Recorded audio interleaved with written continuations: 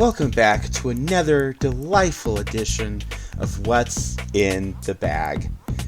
I'm Eliza Pancakes, your hostess with the mostest, and I'm actually in a good mood for once because after this there's only one more fucking guest and then I'm done!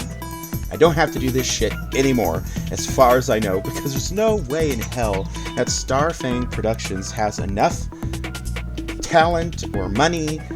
I mean, they're all creatively bankrupt, let's be honest, to pursue yet another season. And All Stars, forget about it, because there are no stars presently in Morgan's Drag Race except for like the 5 or 6 winners that we've got, because there's like a tie or something. Anyway, you probably already know who we're interviewing today.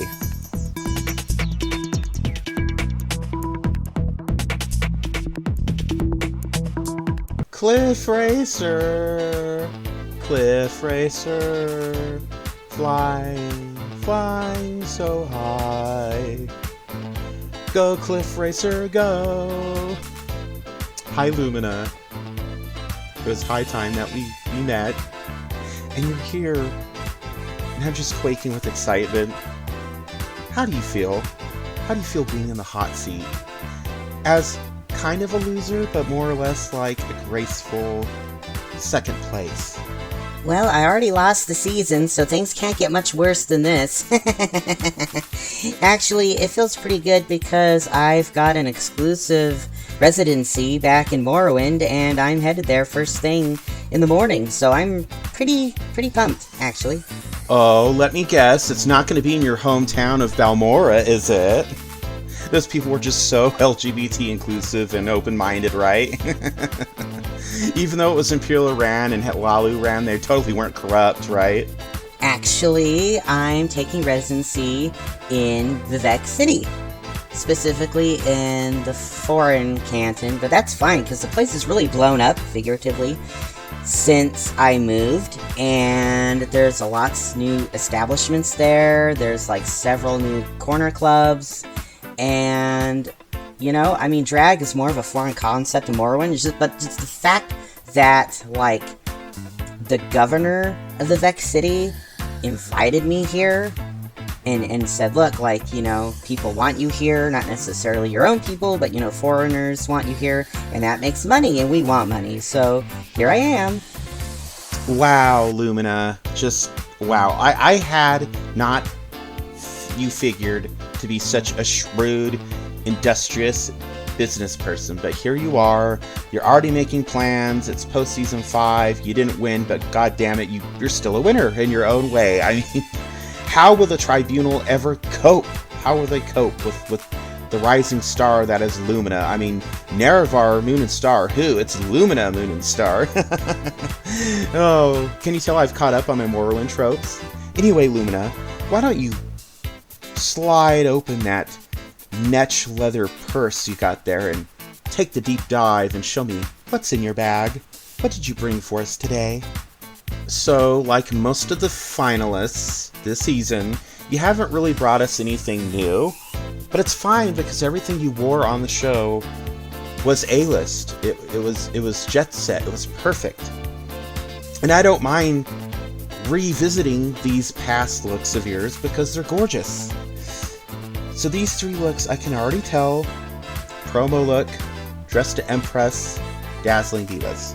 Not necessarily in that order, but that's what they are. And I love it. I'm going to start with the promo look because I absolutely adore you in this look. So this fun, funky, free, and overall gorgeous gal here, you wore for the YouTube promo. Kind of like a Meet the Queens type of thing, and I love this look. I honestly wish this would have been like these looks here for all the queens this season. Their YouTube Meet the Queens or promo looks were better than the original promo looks with like the 80s neon against the black wall. This looks so much better. Like the hair for everybody was on point, the makeup. I mean, you always look good, but this look was like giving me vintage flashback vibes but with like, instead of like the short body socks or hair, it was like, you know, an 80s type of thing. I don't know, I just really love this look. And the combination with the shorts and the boots and the bracelets. It looks like you're just a young chick out on the town to go clubbing or go to a bar or go karaoke with friends. This was such a good choice for a look. Basically, Eliza, everything that you got to see me wear this season, including the YouTube promo, is everything I intended to show off. There's literally nothing that I had planned to bring that I didn't get to bring. I showcased everything that I wanted to bring, and I'm so happy for myself for that because I got to share it with the world, basically. Now, this lovely lady in red here was your Dazzling Divas look. And I just have to say that, again, I love this look. I remember on stage you had the perfect hair, the makeup, the golden earrings, the golden necklace that's displayed here, the bracelet, the nails. You couldn't really see the shoes. I imagine that they were red or like a wine color like the dress. This is perfect. This is a perfect look. And the fact that it's red, which, as far as I'm aware, symbolizes your homeland of Morrowind, it's perfect. It is perfect. I love how you were able to juxtapose and include your cultural heritage in your everyday drag. It's like, honestly, people don't appreciate they have a fucking dark elf on the season. I do a lot. Vvardenfell is always on my mind. It's the part of Morrowind that I grew up in, Balmora, Vivec, and I don't really consciously mean to do it. It's a matter of fact. I think it would be the same thing if someone from San Myshuno was moving to Del Sol Valley and doing drag there. They would incorporate a lot of San Myshuno themes into their drag, into their art. And I, like you said, I'm glad that everybody got some exposure to the culture and to everything there. They might think, oh, it's a joke, blah, blah, blah, blah, blah. I mean, you had a, several hundred-year-old wizard one last season. I don't think it's out of the realm of possibility to have an elf on the season. I am going to be honest with you, Lumina. I honestly thought you had it in the bag to win because you're young, you're confident, you're beautiful, you're artistic, and everything you did, you turned it out. And you were never in the bottom. The one time you did lip sync in the spectacular, you won it the first time. And I don't think favoritism had anything to do with that. I think you're just that good. And I was honestly kind of shocked that, you didn't win. I thought, you should have won.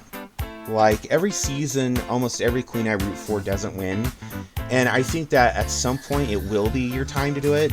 What do you think about maybe because I feel like right now I'm talking with a star. And I never say that because almost everyone is a loser. But you, the actual runner-up of Season 5, are a star right here, right now. Do you feel confident to come back to do All-Stars anytime soon?